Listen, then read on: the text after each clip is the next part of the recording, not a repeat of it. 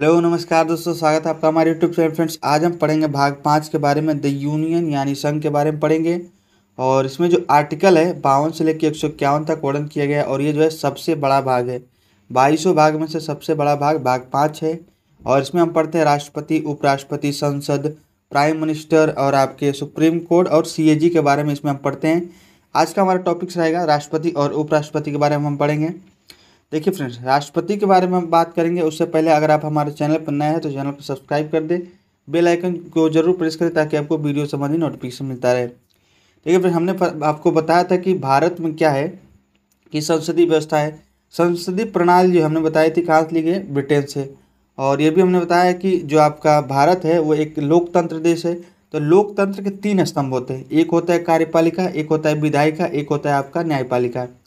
तो विधायिका क्या होती है, विधि बनाती है, और कार्यपालिका उसका संचालन करती है विधियों का। तो कार्यपालिका के बारे में हम आज पढ़ने वाले हैं कि कार्यपालिका शक्ति किसमें निहित होती है, वास्तविक कार्यपालिका शक्ति किसमें निहित होती है, नाम मात्र की कार्यपालिका शक्ति किसमें निहित है, इसी के बारे में हम यहाँ पे पढ़ेंगे। उसमें आपके राष्ट्रपति आते हैं। तो राष्ट्रपति के बारे में पूछता है कि राष्ट्रपति जो होते हैं कार्यपालिका के संवैधानिक प्रमुख होते हैं, या फिर कहें औपचारिक प्रमुख होते हैं, या फिर कहें नाम मात्र प्रमुख कहे जाते हैं इनको। तो ये क्वेश्चन बनते हैं। तो राष्ट्रपति जो होते हैं कार्यपालिका के संवैधानिक प्रमुख होते हैं। जबकि वहीं क्वेश्चन पूछे कि कार्यपालिका के वास्तविक प्रमुख कौन होते हैं, तो आपको टिक करना है प्रधानमंत्री।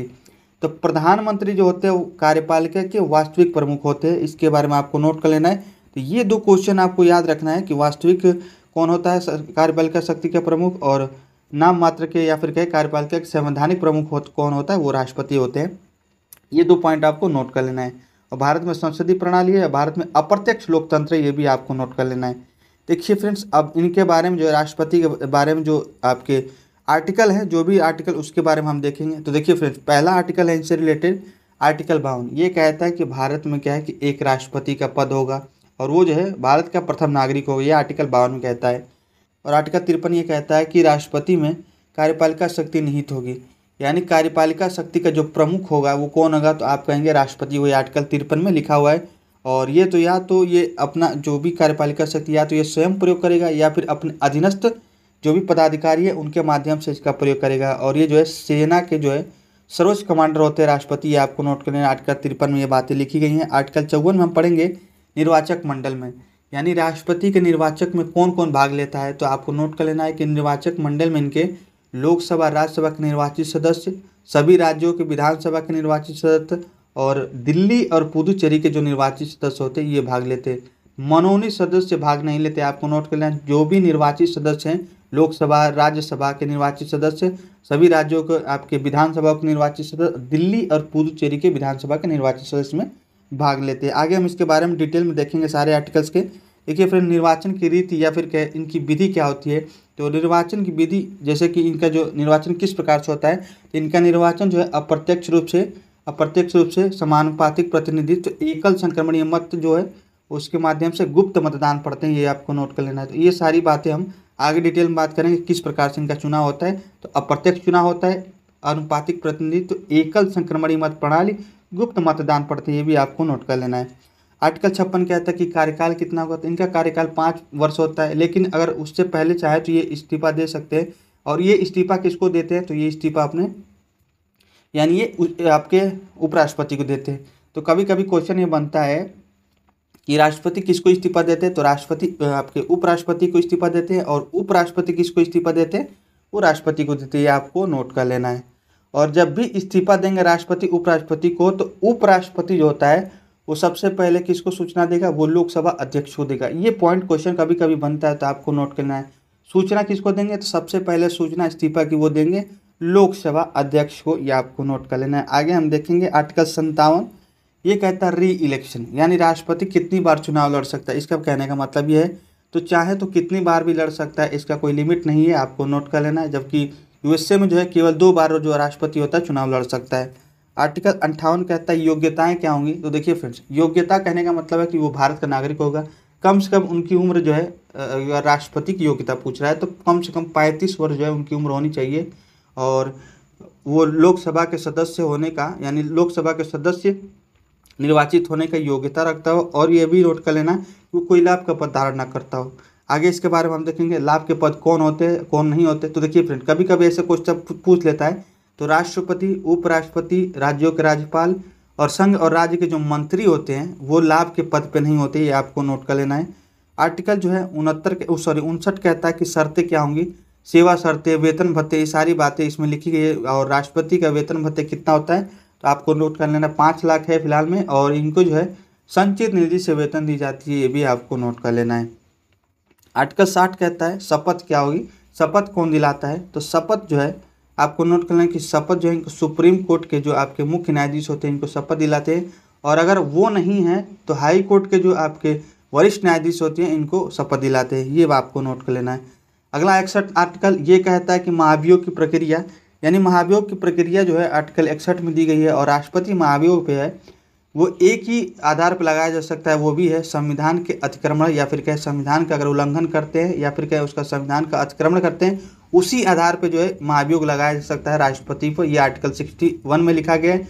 और महाभियोग शब्द का प्रयोग केवल राष्ट्रपति के बारे में दी गई है। उम्मीद है कि इतनी आपको आर्टिकल हमने बताई आपको समझ में आई हो। इसके बारे में अब हम डिटेल में देखेंगे। तो देखिए फ्रेंड्स, आर्टिकल 52 हमने बताया था, इसका डिटेल आप देख लीजिए। ये क्वेश्चन कई बार पूछा हुआ है तो आपको नोट कर लेना है। तो आर्टिकल 52 कहता है कि राष्ट्रपति का पद जो है अनिवार्य होगा, यानी राष्ट्रपति के पद के जो अनिवार्यता है वो आर्टिकल 52 में दी गई कि भारत में एक राष्ट्रपति तो अवश्य ही होगा, ये आपको नोट कर लेना है। और ये भी कहता है कि भारत का ये प्रथम नागरिक होगा और संवैधानिक प्रमुख होगा, यानी जितने भी संवैधानिक कार्य होंगे इसी के नाम से किए जाते हैं। जैसे विदेशों में जो भी संधियाँ हैं, समझौते हैं, ये राष्ट्रपति के नाम से किए जाते हैं, ये आर्टिकल 52 में लिखा है, ये आपको नोट कर लेना है। आगे देख लेते हैं। अगला आर्टिकल 53 हमने बताया था, 53 आपको नोट कर लेना है कि संघ की कार्यपालिका शक्ति जो होगी राष्ट्रपति में निहित होगी। अभी हम यहाँ आपको बताया है कि राष्ट्रपति जो है इसका प्रयोग तो स्वयं या फिर कर सकता है या फिर अपने अधीनस्थ जो है जितने भी पदाधिकारी हैं उनके माध्यम से कर सकता है। जैसे कि अभी इनके द्वारा ही जो है आर्टिकल 74 में क्या है, मंत्रिपरिषद का गठन किया जाता है, ये भी आपको नोट कर लेना है। और मंत्रिपरिषद का जो प्रमुख होता है वो प्रधानमंत्री होता है, तो ये आर्टिकल 74 में लिखा है। और इन्हीं के माध्यम से जो है मंत्रिपरिषद के माध्यम से ही इनका जो है कार्यपालिका शक्ति प्रयोग किया जाती है। और ये जो है राष्ट्रपति जो है नाम मात्र के प्रमुख होते हैं या फिर क्या औपचारिक प्रमुख होते हैं, जबकि जो है वास्तविक प्रमुख होते हैं कार्यपालिका शक्ति की वो प्रधानमंत्री होते हैं, इसी में लिखा है। आर्टिकल जो है 54 जो है ये कहता है कि राष्ट्रपति में निर्वाचन में जो कौन भाग लेगा, यानी निर्वाचक मंडल में कौन कौन होता है, ये आपको नोट करना है कि इलेक्टेड जो है एमपी होते हैं, यानी लोकसभा राज्यसभा के निर्वाचित सदस्य होते हैं। इलेक्टेड एमएलए होते हैं, सभी राज्यों के विधानसभा जो होते हैं उनके निर्वाचित सदस्य भाग लेंगे। और दिल्ली और पुदुचेरी के विधानसभा के निर्वाचित सदस्य भी इसमें भाग लेंगे, इसके अलावा कोई इसमें भाग नहीं लेगा। और ये जो है दिल्ली और पुदुचेरी को किस में शामिल किया गया था, 17वां संविधान संशोधन 1992 में शामिल किया था। इतनी बातें आपको नोट कर लेनी है। और यहाँ से क्वेश्चन कई बार बना है और आईएएस पीसीएस और छोटे बड़े एग्जाम में यहाँ से क्वेश्चन पूछे जाते हैं। कौन भाग नहीं लेता है, तो इसके अलावा जो बच्चे वो भाग नहीं लेते, जैसे कि संसद के जो आपके निर्वाचित सदस्य होते हैं ये तो भाग लेते हैं, लेकिन जो मनोनीत सदस्य होते हैं ये भाग नहीं लेते, ये आपको नोट कर लेना है। तो संसद और विधानसभा के जो मनोनीत सदस्य होते हैं राष्ट्रपति के निर्वाचन भाग नहीं लेते और विधान परिषद के सदस्य भी इसमें भाग नहीं लेते। तो हमने बताया कौन भाग लेता है और कौन भाग नहीं लेता है, ये आपको ध्यान से नोट कर लेना है। केवल निर्वाचित सदस्य ही भाग लेते हैं, मनोनीत और विधान परिषद के सदस्य इसमें भाग नहीं लेते हैं। आर्टिकल 55 कहता है इम्पोर्टेंट है, अगर आपको इतनी चीज़ें याद है तब भी यहाँ से क्वेश्चन आप लगा सकते हैं। जैसे कि राष्ट्रपति की निर्वाचन की प्रणाली कैसी होती है, ये इसमें दिया गया है आर्टिकल 55 में। अभी हमने बताया कि इनकी जो निर्वाचन होती है अप्रत्यक्ष रूप से अनुपातिक प्रतिनिधित्व, एकल संक्रमणी मत प्रणाली, गुप्त मतदान द्वारा होता है। और आपको नोट कर लेना है कि 3 जो होते हैं पदाधिकारी वो जो होते हैं इनके पद जो है अप्रत्यक्ष चुनाव होता है। जैसे कि राज्यसभा के जो एमपी होते हैं, आपके प्रेसिडेंट होते हैं, वाइस प्रेसिडेंट होते हैं, ये इनका जो है चुनाव अप्रत्यक्ष रूप से होता है। लेकिन प्रेसिडेंट और जो आपके वाइस प्रेसिडेंट होते हैं, यानी राष्ट्रपति और उपराष्ट्रपति का जो मतदान होता है वो गुप्त मतदान होता है। लेकिन जो राज्यसभा होता है इसका मतदान खुला मतदान होता है। ये दोनों में डिफरेंट है, हालांकि तीनों का ही अप्रत्यक्ष चुनाव होता है, लेकिन डिफरेंट क्या है, 2 लोगों का, राष्ट्रपति और उपराष्ट्रपति का गुप्त मतदान होता है और इनका खुला मतदान होता है राज्यसभा के एमपी का। उम्मीद है कि इतनी बातें आप समझ गए होंगे। ये क्वेश्चन यहाँ से बनते हैं कि किसका खुला होता है, किसका गुप्त मतदान होता है। अगला देख लेते हैं राष्ट्रपति के चुनाव लड़ने की योग्यता। तो आर्टिकल 58 में लिखी गई है। और अब ये भी अभी हमने बताया कि इनका जो है कम से कम 35 वर्ष पूरी कर चुके हों, भारत के नागरिक हो, लोकसभा के सदस्य निर्वाचित होने की योग्यता रखते हों और कोई लाभ का पद न धारण करता हो। और कौन लाभ के पद में नहीं आते, तो हमने बताया कि राष्ट्रपति, उपराष्ट्रपति, राज्यों के राज्यपाल, संघ और राज्यों के जो मंत्री होते हैं ये लाभ के पद पे नहीं आते। इतनी बातें हमने बता चुके हैं। अब देखिए यहाँ पे, अब यहाँ से राष्ट्रपति चुनाव लड़ने की योग्यता होती है। सबसे पहले अगर राष्ट्रपति चुनाव लड़ने जाते हैं आप, तो आपको कम से कम 15,000 रुपये जो है जमानत राशि जमा करनी पड़ेगी। कहाँ पे? तो वो RBI में जमा करनी पड़ती है। और आपके नाम से जो है 50 प्रस्तावक होंगे और 50 अनुमोदक होंगे। ये क्वेश्चन कई बार पूछा है कि कितने अनुमोदक होते हैं, कितने प्रस्तावक होते हैं। तो 50 प्रस्तावक और 50 अनुमोदक होते हैं, ये भी आपको नोट कर लेना है। और ये दोनों आपके जो प्रस्तावक और अनुमोदन होंगे वो आपके निर्वाचक मंडल में से ही होंगे। यानी ये जो है कहीं और से नहीं हो सकते कि कहीं बाहर से भी आप 50 प्रस्तावक और 50 अनुमोदक ला सकते हैं। तो ये 50 प्रस्तावक और 50 अनुमोदक जो है निर्वाचक मंडल से ही होंगे और दोनों जो है अलग अलग होंगे। यानी जो 50 प्रस्तावक होंगे वो अलग होंगे, 50 अनुमोदक अलग होंगे। अब देखिए आगे देखते हैं। अब इनकी वोट वैल्यू निकाली जाती है। MP और MLA की वोट वैल्यू टोटल निकाली जाती है कि इनके वोट वैल्यू कितनी होती है। उसी के आधार पर जो है चुनाव इनका जो भी काउंटिंग होता है ये भी आपको नोट करना है। तो ध्यान से सुनिएगा फ्रेंड, वोट वैल्यू कैसे निकाली जाती है। तो एक MP एक MLA की जो वोट वैल्यू थी वो कैसे निकाली जाती है, ध्यान सुनिएगा।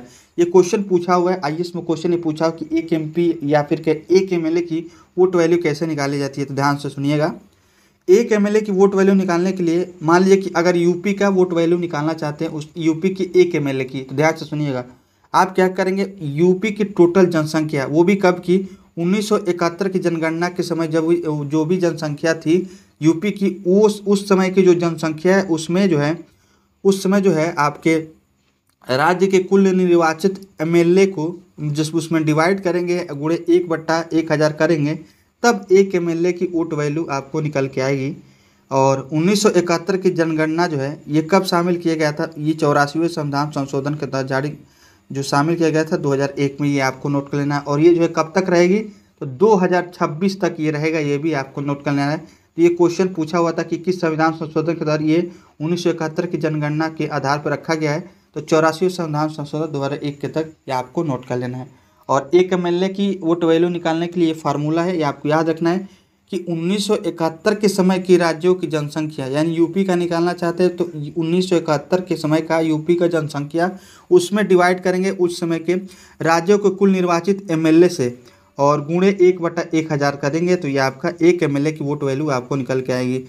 जैसे कि मान लीजिए कि अगर X स्टेट है कोई, उसकी जनसंख्या जो है 1971 की जनगणना के आधार पर उस समय कितनी थी, तो आप कहेंगे 20 करोड़ थी। उसमें हम क्या करेंगे, इसके MLA जो निर्वाचित MLA उससे भाग देंगे। तो मान लीजिए इसकी 400 MLA हैं, तो उसे हमने डिवाइड किया, गुणे 1/1000 किया, तो एक MLA को कितना वोट आया, 500 वोट वैल्यू आया। इसी प्रकार से सभी स्टेट का आप निकाल सकते हैं, लेकिन आपको आंकड़े जो है ये हमने बस समझाने के लिए बताया, ये रियल आंकड़ा नहीं है। इस तरह से आपको निकाला जाता है, हमने आपको बताया है। तो एक MLA की वोट वैल्यू आपको निकालने की यह फॉर्मूला है। ये क्वेश्चन पूछा हुआ है, ये आपको नोट कर लेना है। 1971 की जनगणना के आधार पर निकाला जाता है। और ये कब तक रहेगा, तो 2026 तक ये रहेगा। और ये 84वें संविधान संशोधन 2001 तक जोड़ा गया है कि आधार जनसंख्या का 1971 का रहेगा, ये जोड़ा गया है। अब देख लेते हैं फ्रेंड्स, इसी प्रकार से जो है सभी प्रकार के सभी राज्यों और दिल्ली पुदुचेरी जो भी है इसके MLA का वोट वैल्यू निकाला जाता है। उसके बाद से किस प्रकार से MP का वोट वैल्यू निकाला जाता है, ये भी आपको नोट करना है। तो देखिए फ्रेंड्स, एक MP का वोट वैल्यू निकालने के लिए आप क्या करेंगे, तो सभी MLA के वोट वैल्यू आप निकाल लेंगे। सभी राज्य जो भी 28 राज्य है, दिल्ली है, आपका जो पुदुचेरी है, इनके जो MLA का वोट वैल्यू निकाल के जो ऐड करके उसके बाद से संसद के सभी निर्वाचित सदस्य जब भाग देंगे, जैसे कि हमने देखा कि लोकसभा में 543 आपके निर्वाचित सदस्य हैं और 233 जो है राज्यसभा में निर्वाचित सदस्य हैं, दोनों को ऐड करके 776 हो जाएंगे। उससे डिवाइड करेंगे टोटल सभी MLA की वोट वैल्यू में, तो एक MP का वोट आपके वैल्यू आ जाएगा। ये आपको नोट कर लेना है। तो ऐसे फॉर्मूला आपको, ये दोनों फार्मूला याद होना चाहिए कि कैसे एक MP का और कैसे एक MLA का वोट वैल्यू निकाला जाता है, ये आपको नोट कर लेना है। इंपॉर्टेंट है आपके एक MLA का, क्योंकि वो कई बार क्वेश्चन पूछा हुआ है, ये आपको नोट कर लेना है। देखिए फ्रेंड, जो सलावा जो राष्ट्रपति का चुनाव हुआ है, जो द्रौपदी मुर्मू का जो चुनाव हुआ है जिसमें विजेता बनी है, उसके बारे में हम सही आंकड़े के बारे में हम देखेंगे किस प्रकार से इनका चुनाव हुआ है। तो हमने कहा है कि निर्वाचक मंडल में कौन कौन भाग लेगा, तो आप कहेंगे लोकसभा, राज्यसभा, विधानसभा के जो निर्वाचित सदस्य है, दिल्ली पुदुचेरी के जो आपके निर्वाचित सदस्य वो भाग लेते हैं। तो संसद में देखिए लोकसभा होता है, राज्यसभा होता है, इसके निर्वाचित सदस्य 543 है और राज्यसभा के निर्वाचित सदस्य 233 है। और सभी राज्यों के विधानसभा के जो निर्वाचित सदस्य वो है 4033। तो सबको ऐड करेंगे, तो सबको ऐड करेंगे तो कितने हो जाएंगे, तो कहेंगे 4809 जो लोग हैं वो इसमें वोट में इनको वोट देंगे। ये आपको नोट कर लेना, MP MLA हो जाएंगे टोटल। लेकिन इसमें कितने दिए थे, जो द्रौपदी मुर्मू के जो 16वीं राष्ट्रपति चुनाव हुआ है उसमें 4796 लोगों ने वोट दिया, ये भी आपको नोट कर लेना है। अब यहाँ पे देखिएगा ये एक आंकड़ा है, ये क्वेश्चन कभी पूछ सकता है, आपको नोट कर लेना कि अधिकतम किस राज्य की जो एक MLA की वोट वैल्यू है, तो यूपी की जो है अधिकतम है एक MLA वोट वैल्यू वो है 208, ये आपको नोट कर लेना है। और न्यूनतम किसका है, तो सिक्किम का है, तो सिक्किम का कितना एक MLA की वोट वैल्यू है, वो है 7, ये भी आपको नोट कर लेना है। अधिकतम किसका है एक MLA का वोट वैल्यू, वो है यूपी का 208 है, और न्यूनतम सिक्किम का है एक MLA की वोट वैल्यू वो है 7 है। ये आपका रियल आंकड़ा है, आपको नोट कर लेना है। और कुल MLA की वोट वैल्यू आया था इस आंकड़े, ये रियल आंकड़े हैं 5.43 लाख, ये आपको नोट कर लेना है। अब एक MP का जो वोट वैल्यू आप निकालेंगे तो क्या करेंगे 5.43 लाख, यानी हमने कहा था कि टोटल जो MP के MLA के वोट वैल्यू आएंगे उसमें सभी जो निर्वाचित MP हैं उससे डिवाइड करेंगे तो एक MP का वोट वैल्यू आपको निकल के आएगा। तो यहाँ पे देखिए हमने किया कि टोटल MLA का वोट वैल्यू कितना है 5.43 लाख, उसमें हमने क्या किया टोटल MP से भाग दिया, तो एक MP का वोट वैल्यू कितना है 700, ये भी आपको नोट कर लेना है। तो इस प्रकार से एक MLA का वोट वैल्यू निकाला जाता है, और ये एक आपका टोटल आपके एक MP का वोट वैल्यू निकाला जाता है। इसी प्रकार से इस फॉर्मूले से आपको नोट कर लेना है। ये रियल आंकड़े हैं, इस प्रकार से आपको याद रखना है तो याद कर लीजिए, लेकिन आपको बस फार्मूला याद रखना है। फार्मूला पूछ देता है कि किस प्रकार से एक MP और एक MLA का वोट वैल्यू निकाला जाता है। और सभी MP का वोट वैल्यू आपका कितना आ गया 5.43 लाख, ये आपको नोट कर लेना है। और कुल जो है वोट वैल्यू कितना हो जाएगा, तो टोटल MLA और टोटल MP का वोट वैल्यू का जोड़ देंगे तो 5.43 लाख ऐड करेंगे तो 10.86 लाख हो जाएगा, ये भी आपको नोट कर लेना है। अब यहाँ पे देखिए हम चुनाव करवाते हैं, तो 3 कैंडिडेट थे, मान लीजिए कि 3 कैंडिडेट हैं आपके राष्ट्रपति के चुनाव के लिए उम्मीदवार है। तो जैसे मान लीजिए कि एक द्रौपदी मुर्मू है, एक कांग्रेस है, एक आपके चिंटू हो गए अन्य। तो देखिए फ्रेंड्स, जो भी राष्ट्रपति का चुनाव होता है वो बैलेट पेपर पर होता है, EVM पे नहीं होता है, ये आपको नोट कर लेना है। और गुप्त मतदान होता है, और इनको रैंक दिया जाता है कि रैंक 1 पे कौन आएंगे, रैंक 2, जैसे कि अभी हम देखेंगे आगे। और जो भी 50% प्लस 1 वोट पा जाता है वो चुनाव जीत जाता है। आगे हम देखेंगे, ये आपको नोट कर लेना है कि बैलेट पेपर पे आपको वोट दिया जाता है और रैंक दिया जाता है आपके, और 50% प्लस 1 कोई भी अगर वोट पा जाता है वो चुनाव जीत जाता है, ये आपको नोट कर लेना है। देखिए फ्रेंड, इस प्रकार से बैलेट पेपर होता है। मान लीजिए कि 3 उम्मीदवार हमने लिया, तो 3 उम्मीदवार रहेंगे। अब इसमें जो है मान लीजिए कि कोई विधायक या फिर कहे कोई MP गया और वो उन्होंने क्या किया रैंक दिया।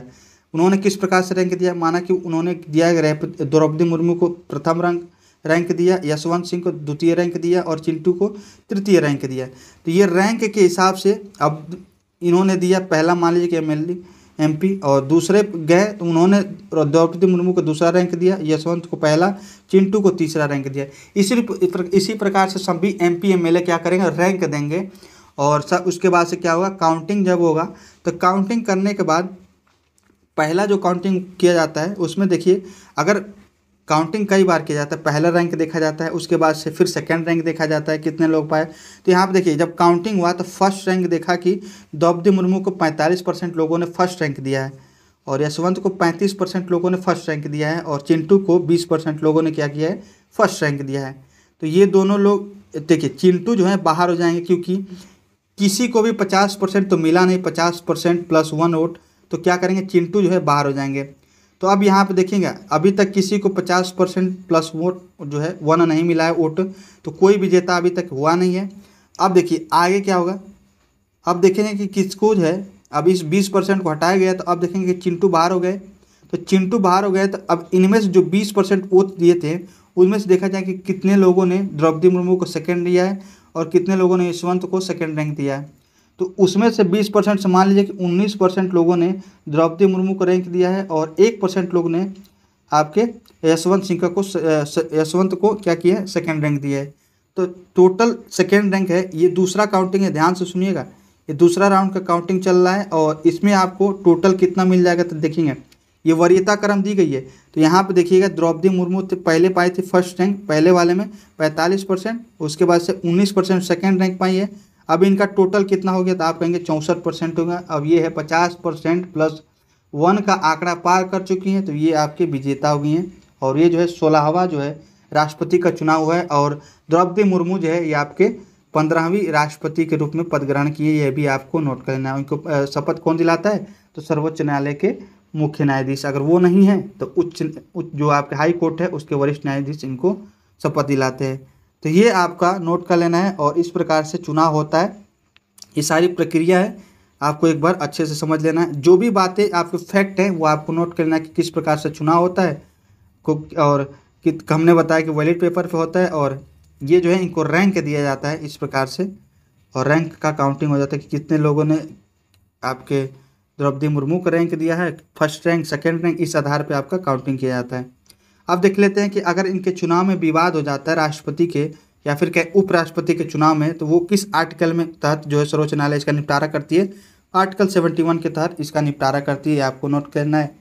इस बार जो है राष्ट्रपति के चुनाव में जो पीठासीन अधिकारी थे PC मोदी थे, ये भी आपको नोट कर लेना है। इनका कार्यकाल 5 वर्ष का होता है और उससे पहले अगर इस्तीफा देना चाहें तो उपराष्ट्रपति को दे सकते हैं। उपराष्ट्रपति राष्ट्रपति को आपके इस्तीफा देते हैं और जैसे ही राष्ट्रपति उपराष्ट्रपति को इस्तीफा देंगे उसकी सूचना जो है उपराष्ट्रपति किसको देंगे? लोकसभा अध्यक्ष देंगे, ये भी आपको नोट कर लेना है। राष्ट्रपति का अपना इस्तीफा, उपराष्ट्रपति की सेम चीज़ें, वही बातें लिखी गई हैं कि वो किसको देंगे सूचना? लोकसभा स्पीकर को। अब देख लेते हैं महाभियोग की प्रक्रिया के बारे में। तो आर्टिकल जो है 61, देखिए फ्रेंड्स, आर्टिकल 61 कहता है कि महाभियोग की प्रक्रिया, और महाभियोग शब्द हमने बताया कि केवल राष्ट्रपति के लिए प्रयोग किया जाता है, किसी अन्य के लिए नहीं, और केवल राष्ट्रपति को हटाने के लिए महाभियोग शब्द का प्रयोग किया जाता है। ये बात हम कर चुके हैं। अब देखिए फ्रेंड, केवल एक आधार होता है, हमने बताया कि राष्ट्रपति के जो महाभियोग लाने के लिए एक ही आधार होता है, वो होता है संविधान का अतिक्रमण या फिर क्या उल्लंघन के आधार पे ही क्या हो कि इनके विरुद्ध महाभियोग प्रक्रिया लाई जा सकती है। और ये एक अर्ध न्यायिक प्रक्रिया है। ये भी कई बार क्वेश्चन पूछा कि महाभियोग किस प्रकार की प्रक्रिया है, तो अर्ध न्यायिक प्रक्रिया, ये भी आपको नोट कर लेना है। और इनके जो आपके महाभियोग की प्रक्रिया है उसमें कौन कौन भाग लेते हैं? तो MP और सारे जो MP होते हैं ये इसमें भाग लेते हैं। ध्यान सुनिएगा, जितने भी लोकसभा के सदस्य होते हैं निर्वाचित या फिर कहीं मनोनीत, उसी प्रकार से जितने भी आपके राज्यसभा है उसमें भी सदस्य लगे, चाहे वो निर्वाचित हो चाहे मनोनीत हो, ये आपको नोट कर लेना है। तो सभी MP इसमें भाग लेते हैं, चाहे वो इलेक्टेड हो या फिर नॉमिनेटेड हो।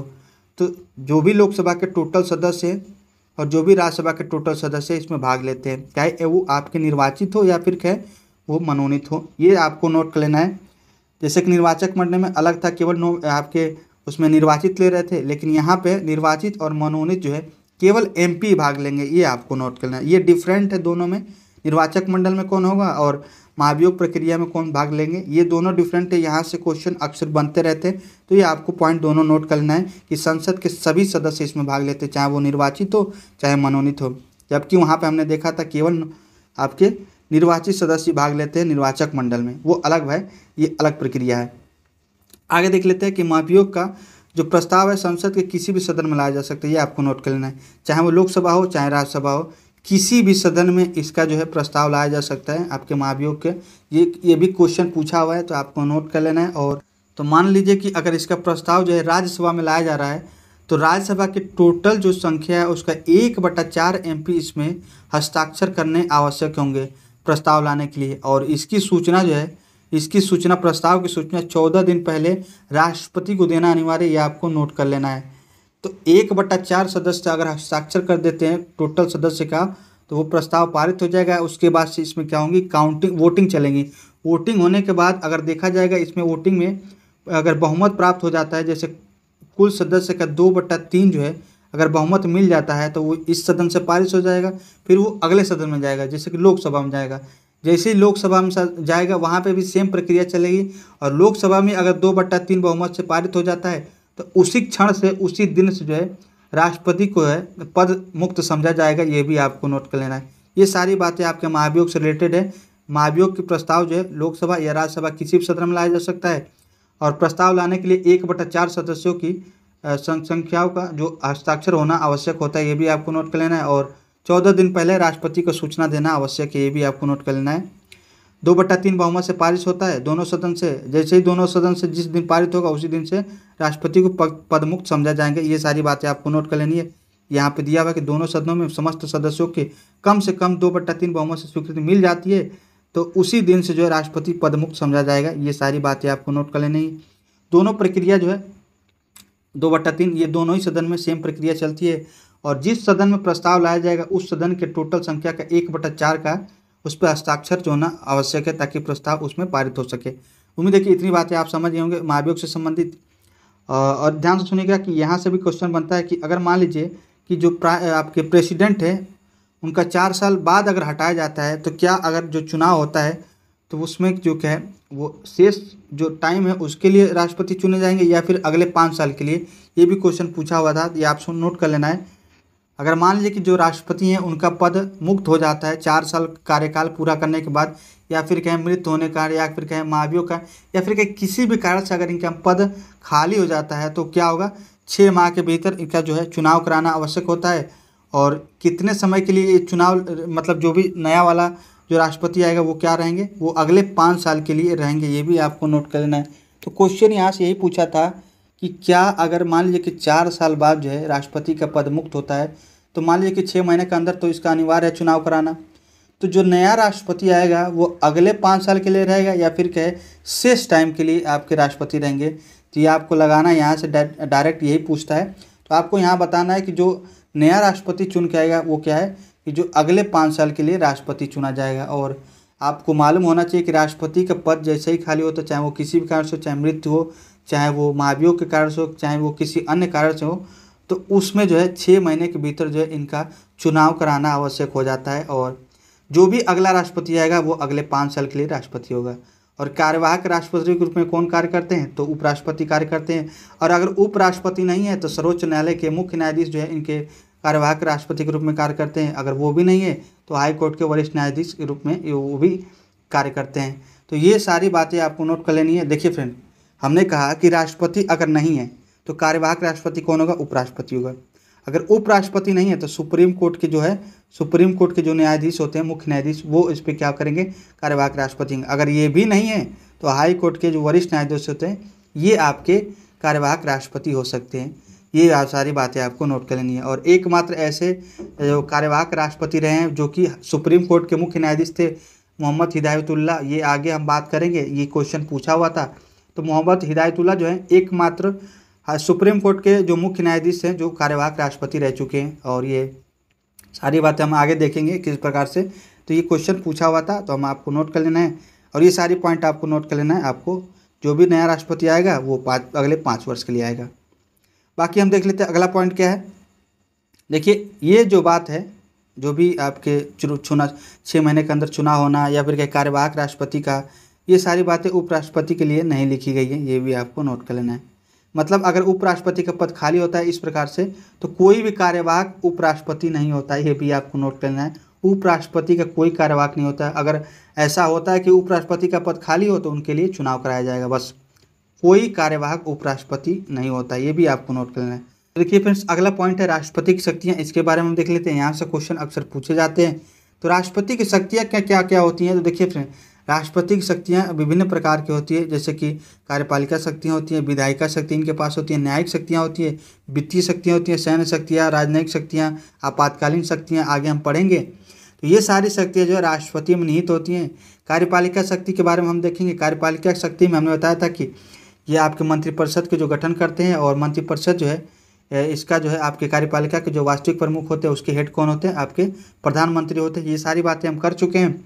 इनके द्वारा कुछ नियुक्तियां की जाती है, ये भी आपको नोट कर लेना है। तो ये क्वेश्चन अक्सर पूछे जाते हैं कि राष्ट्रपति द्वारा जो नियुक्तियां की जाती हैं वो किस प्रकार से शक्तियां दी गई हैं। तो ये कार्यपालिका शक्ति है, आपको नोट करना है। ये कार्यपालिका शक्ति के अंतर्गत आती है जो भी नियुक्तियाँ करते हैं राष्ट्रपति द्वारा। कई बार क्वेश्चन ये पूछा हुआ है कि जो नियुक्तियाँ की जाती है राष्ट्रपति के द्वारा वो किस में, कौन सी शक्तियों में आता है, तो वो आता है आपके कार्यपालिका शक्ति में। देखिए, इनके द्वारा प्रधानमंत्री की नियुक्ति की जाती है।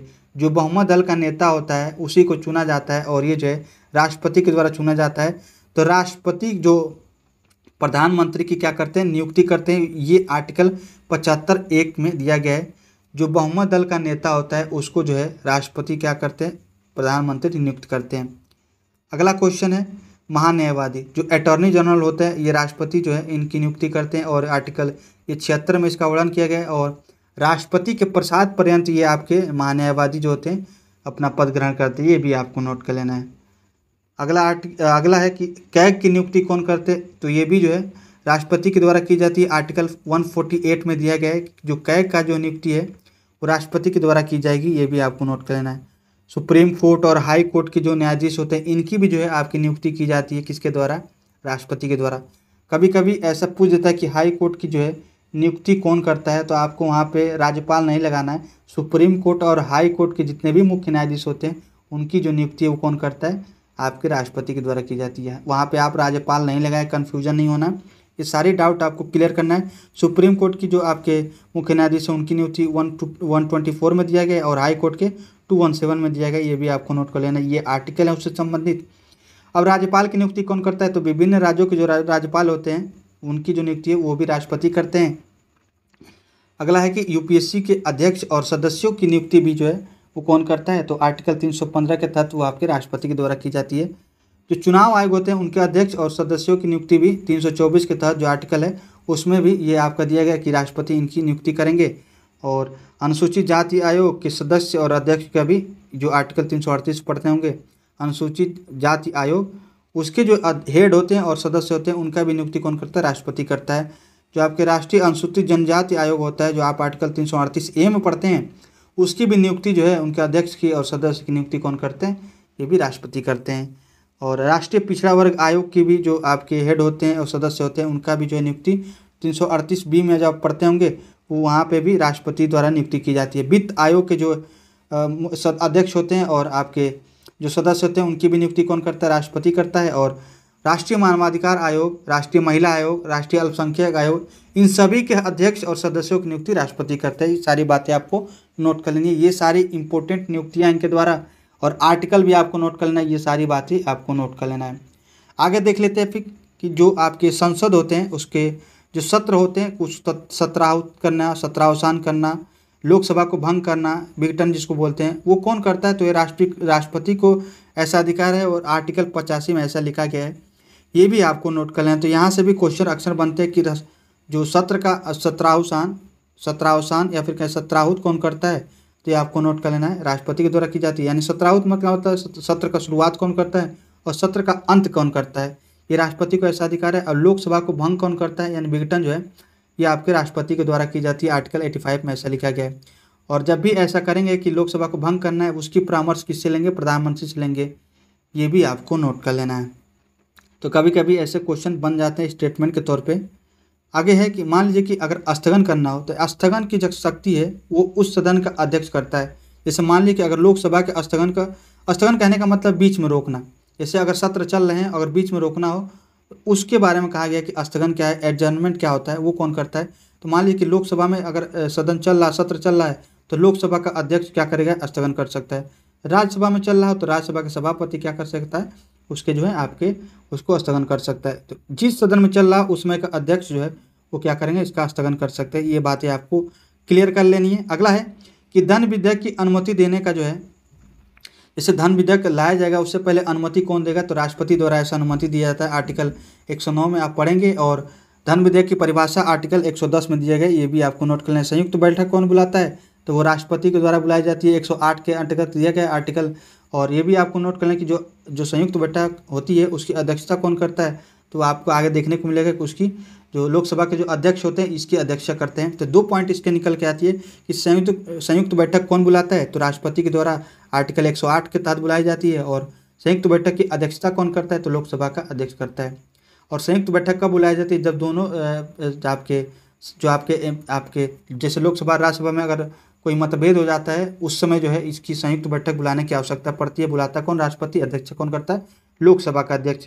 ये सारी बातें आपको नोट करनी है। और धन विधेयक लाने से पहले जो है उसके अनुमति लेना आवश्यक है राष्ट्रपति से, आर्टिकल 109 में कहा गया है। अब विधेयक पर अनुमति, जैसे कि मान लीजिए कि कोई बिल लाया जाता है, ध्यान से सुनिएगा, कोई बिल लाया गया वो लोकसभा से पारित हो गया तो वो राज्यसभा में जाएगा, फिर राज्यसभा से पारित हो गया तो दोनों से अगर पारित हो गया तो वो कहाँ जाएगा? प्रेसिडेंट के पास जाएगा। अब प्रेसिडेंट के पास शक्ति है आर्टिकल 111 के तहत कि वो अनुमति दे, तो उसके पास 4 ऑप्शन है। या तो वो एक्ट मतलब साइन कर देगा तो वो बिल जो एक्ट बन जाएगा, या फिर रिजेक्ट कर देगा, या फिर पुनर्विचार के लिए भेज सकता है। तो पुनर्विचार के लिए जब भेजेगा और जब भी पुनर्विचार के बाद जो है राष्ट्रपति के पास वही बिल सेम आ जाता है तो वो जो है उस पर अनुमति देना उसको अनिवार्य हो जाता है। और या फिर कहे वो पॉकेट वीटो कर सकता है। और एक बार ऐसा हुआ है कि जो पॉकेट वीटो का प्रयोग किए हैं वो है ज्ञानी जैली सिंह, और वो 1986 में एक डाक संबंधित कोई विधेयक आया था उस पर उन्होंने प्रयोग किया था, जो ज्ञानी जैल सिंह है, पॉकेट वीटो का प्रयोग किया था। ये भी आपको नोट कर लेना। आगे हम इसको देखेंगे। अगला है आपकी इनकी शक्तियाँ जो हैं, अध्यादेश जारी करने की शक्ति आर्टिकल 123 के तहत दी गई है। जो भी राष्ट्रपति की जो विधायी शक्तियाँ होती है ये आपको नोट कर लेना है। ये एक प्रकार की क्या है, विधायी शक्ति है राष्ट्रपति के द्वारा। और अध्यादेश जारी करने की शक्ति आर्टिकल 123 के तहत किसके पास है, तो राष्ट्रपति के पास है। ऐसा कब कर सकते हैं अध्यादेश जारी करने की शक्ति? देखिए फ्रेंड्स, मान लीजिए कि दोनों विधेयक जो है, मान लीजिए कि दोनों ही सदन है वो आपके सदन जो है सत्र में ना हो, जैसे कि मान लीजिए लोकसभा भी ना हो, राज्यसभा में सदन ना हो, और ऐसा कोई आवश्यक रूप से कोई बिल पारित करना या फिर कहीं कानून बनाने की आवश्यकता पड़ जाती है अचानक, उस समय जो है अध्यादेश जारी करके सदन को बुलाया जाता है। ये कहता है आर्टिकल 123 में राष्ट्रपति के द्वारा। उम्मीद है कि आपको नोट कर लेना। तो ये एक प्रकार की विधायिक प्रक्रिया है। और हमने जो पढ़ा है आपका अध्यादेश जारी करना और एक पढ़ा संयुक्त बैठक, ये दोनों ही क्या है, विधायिक शक्तियाँ हैं। अब देख लेते हैं आर्टिकल आपके 72 राष्ट्रपति संबंधित है। इसमें क्षमादान की शक्ति दी गई है इनको, और इसमें जो है वो किसी प्रकार की सज़ा को क्या कर सकते हैं, कम कर सकते हैं, माफ़ कर सकते हैं।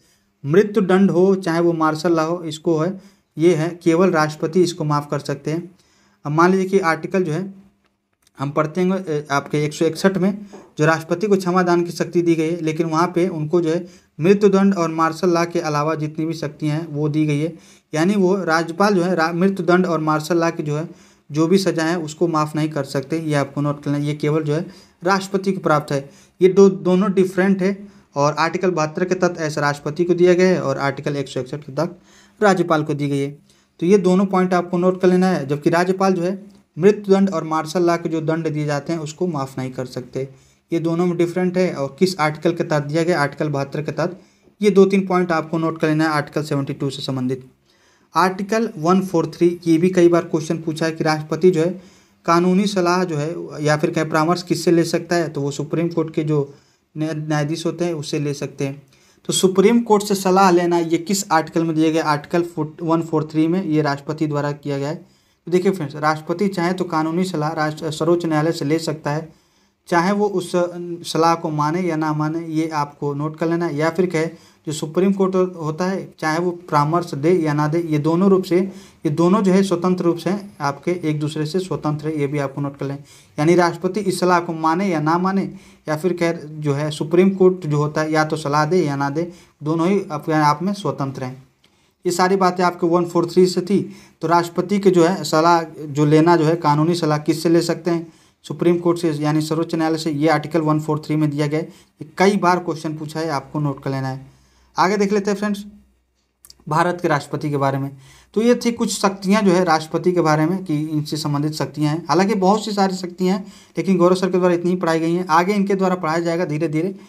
और जैसे कि हम आपातकालीन शक्तियाँ पढ़ते हैं, आर्टिकल 352, 356, 360, ये आपातकालीन शक्तियाँ भी हैं इनके पास में। तो ये सारी बातें हम आगे पढ़ेंगे। इतनी बातें आपको नोट कर लेनी थी, जो इम्पोर्टेंट शक्तियाँ थी आपको नोट कर लेना था। अब देखिए भारत के कुछ आपके राष्ट्रपति के बारे में देखेंगे। तो देखिए फ्रेंड, भारत के पहले राष्ट्रपति हैं आपके, भारत के प्रथम राष्ट्रपति हैं जो कि 2 बार रहे हैं, वो है आपके डॉक्टर राजेंद्र प्रसाद। ये आपको नोट कर लेना है। और अगले राष्ट्रपति रहे थे आपके सर्वपल्ली राधाकृष्णन, और ये भारत के प्रथम उपराष्ट्रपति भी थे। ये भी आपको नोट कर लेना है। तो देखिए फ्रेंड, यहाँ से ये जो है आपका भारत के राष्ट्रपति पढ़ने का मतलब ये है कि यहाँ से फैक्ट पूछता है कि कौन पहले राष्ट्रपति थे और किस प्रकार से ये पहले उपराष्ट्रपति थे। तो फैक्ट किस प्रकार से पूछा जाता है कि कौन ऐसे राष्ट्रपति हैं जो केवल 2 बार रह चुके हैं, वो आपको लगाना है। जो आपके राजेंद्र प्रसाद है ये 2 बार रह चुके हैं प्रथम, और ये प्रथम राष्ट्रपति थे। तो ये तो आपको पॉइंट जो है आपको नोट ही कर लेना है कि राजेंद्र प्रसाद जो है भारत के प्रथम राष्ट्रपति थे और ये 2 बार आपके राष्ट्रपति रह चुके हैं। और जो डॉक्टर सर्वपल्ली राधाकृष्णन है ये भारत के प्रथम उपराष्ट्रपति थे। तो राष्ट्रपति हो गए, ये दूसरे राष्ट्रपति हो गए। और भारत के पहले उपराष्ट्रपति कौन है, तो डॉक्टर सर्वपल्ली राधाकृष्णन थे। ये भी आपको नोट कर लें। और भारत रत्न पाने वाले प्रथम व्यक्ति 1954 में डॉक्टर सर्वपल्ली राधाकृष्णन ही थे।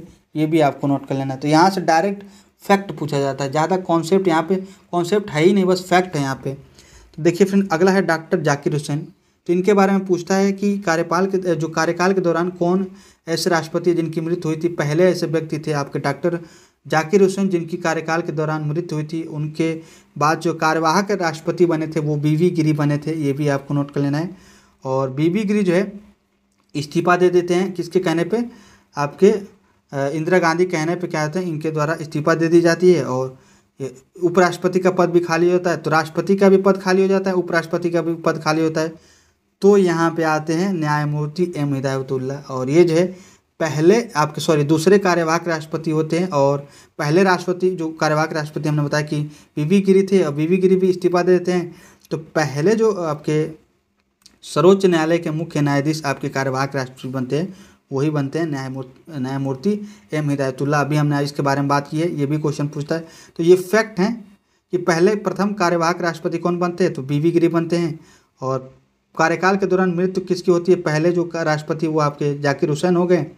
और तत्कालीन जो है मुख्य न्यायाधीश पहले कार्यवाहक राष्ट्रपति के रूप में बनते वो बनते हैं आपके एम हिदायतुल्ला। तो ये फैक्ट हैं, ऐसे क्वेश्चन पूछता है, तो ये आपको नोट कर लेना है। और वीवी गिरी जो है क्या होते हैं, इस्तीफा देने के बाद वो क्या करते हैं, चुनाव लड़ते हैं, और वहाँ पे जो है एक कॉन्सेप्ट आता है। ये सारी बातें आपको नोट करनी है कि किस प्रकार से, तो अंतःकरण की आवाज़ की जो है खुला मतदान हुआ था।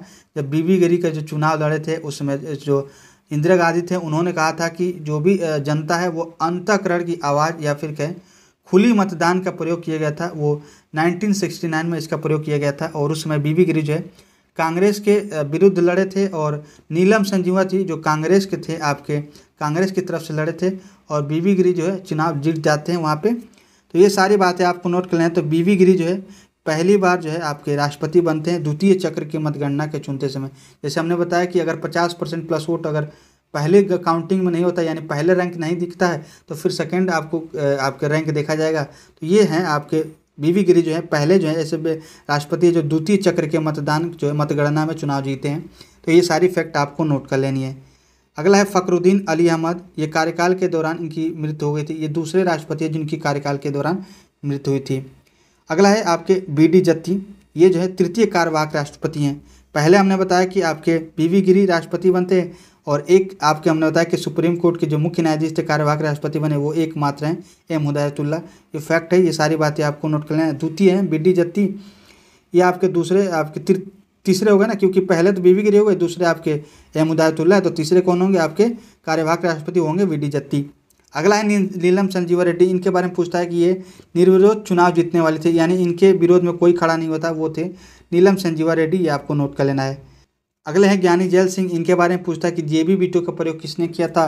तो एकमात्र ऐसे राष्ट्रपति जिसने जेबी वीटो का प्रयोग किया गया है। संविधान उसमें था कि जो डाकघर संबंधित एक विधेयक लाया गया था, संशोधन विधेयक, डाक संशोधन विधेयक लाया गया था 1986 में, उस पर क्या किया था, ज्ञानी जैल सिंह ने एक जेबी वीटो का प्रयोग कर लिया था।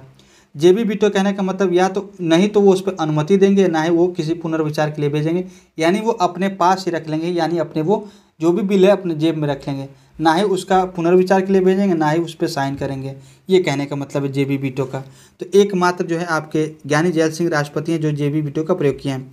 अगले हैं डॉक्टर शंकर दयाल शर्मा, इनके बारे में पूछा था कि कौन ऐसे राष्ट्रपति हैं जो 4 जो है प्रधानमंत्री के शपथ दिलाई है, वो है डॉक्टर शंकर दयाल शर्मा।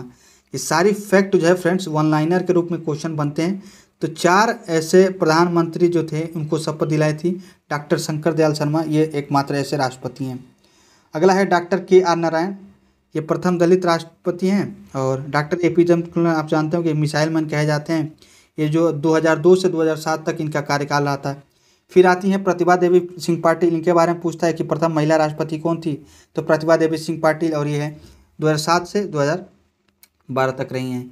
12 से उसके बाद से 12-5-17 तक रहेंगे प्रणब मुखर्जी, ये 13वें राष्ट्रपति रहे। 14वें रामनाथ कोविंद रहे 22 तक। उसके बाद से द्रौपदी मुर्मू हैं आपके 15वीं राष्ट्रपति। इनके बारे में कुछ आपको फैक्ट नोट कर लेना है। तो द्रौपदी मुर्मू के ये दूसरी महिला होगी। प्रथम महिला कौन होगी, प्रथम महिला प्रतिभा देवी सिंह पाटिल थी। और इनके बारे में पूछता है द्रौपदी मुर्मू की ये देश की पहली आदिवासी राष्ट्रपति हैं, और झारखंड की पहली महिला राज्यपाल भी रही हैं, और मयूरभंज उड़ीसा के रहने वाली हैं। स्वतंत्र भारत में जन्मे एकमात्र राष्ट्रपति हैं, ये भी आपको नोट कर लेना है। और संथाल जनजाति से ये है, यानी जो भी क्वेश्चन आपसे वन लाइनर के रूप में ऐसा पूछ सकता है, या फिर कहें जो भी स्टेटमेंट के तौर पर पूछ सकता है, तो ये सारी बातें आपको नोट कर लेनी है कि देश की पहली आदिवासी महिला, ये आपको नोट कर लेना है, राष्ट्रपति द्रौपदी मुर्मू है। और ये 15वीं राष्ट्रपति के रूप में शपथ ग्रहण किए हैं। और ये संथाल जनजाति से और ये स्वतंत्र भारत में जन्म लेने वाली एकमात्र राष्ट्रपति हैं। ये सारी बातें आपको नोट कर लेना है राष्ट्रपति से संबंधित। तो यहाँ पे आपका राष्ट्रपति जो है चैप्टर समाप्त होता है। आगे हम देख लेते हैं उपराष्ट्रपति के बारे में। यहाँ से भी जो इम्पोर्टेंट पॉइंट है हम आपको बता सकते हैं। तो राष्ट्रपति हम पढ़ चुके हैं, एक बार आप ध्यान से पढ़िएगा, ध्यान से देखिए फ्रेंड। राष्ट्रपति जो होता है इंपॉर्टेंट टॉपिक्स होता है। कोई ऐसा एग्जाम नहीं है जो इनसे आर्टिकल या फिर कहें जो भी फैक्ट है, जो भी इनसे रिलेटेड जो कॉन्सेप्ट है वो क्वेश्चन पूछे ही जाते हैं।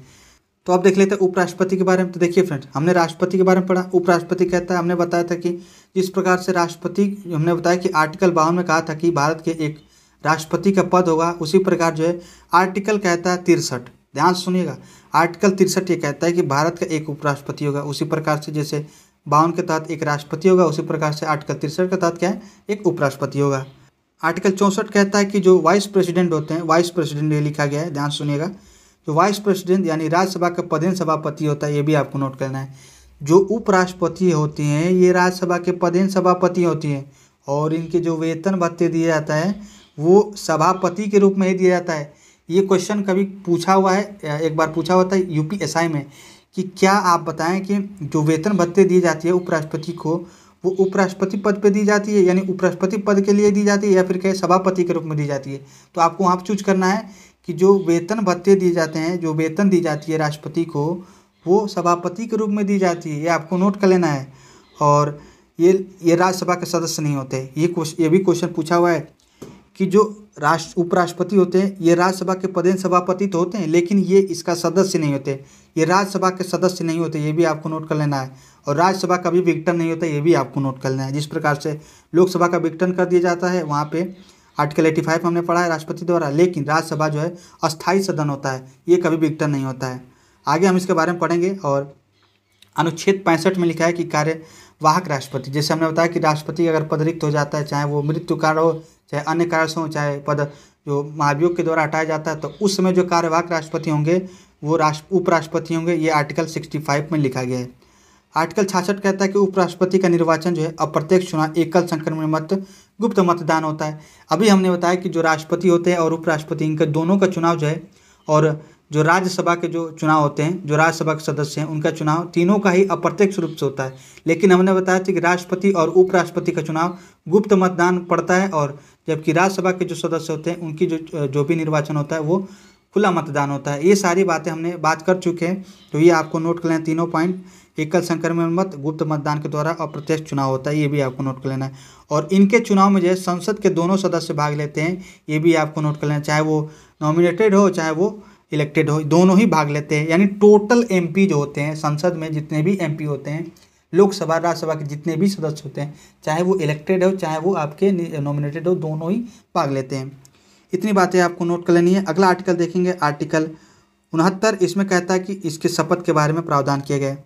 तो इनको शपथ कौन दिलाता है? राष्ट्रपति दिलाते हैं। जो उपराष्ट्रपति होते हैं इनको शपथ कौन दिलाता है? तो वो राष्ट्रपति दिलाते हैं। जैसे हमने आपको पढ़ा था आर्टिकल 60 में, राष्ट्रपति को शपथ सुप्रीम कोर्ट के जो मुख्य न्यायाधीश होते हैं वो दिलाते हैं, लेकिन उपराष्ट्रपति को जो शपथ है वो राष्ट्रपति के द्वारा दिलाया जाता है। कन्फ्यूजन नहीं होना, ये सारी बातें आपको नोट कर लेनी है। अगला अनुच्छेद है अनुच्छेद 67। इसमें कहा गया कि उपराष्ट्रपति की जो पदावधि होगी, यानी इनका जो कार्यकाल होगा वो 5 वर्ष का होता है, किंतु अगर वे चाहें तो कार्यकाल से पहले भी ये अपना इस्तीफा दे सकते हैं। और ये इस्तीफा किसको देते हैं? तो हमने बताया था कि राष्ट्रपति उपराष्ट्रपति को देते हैं और उपराष्ट्रपति राष्ट्रपति को अपना क्या देते हैं? त्यागपत्र देते हैं।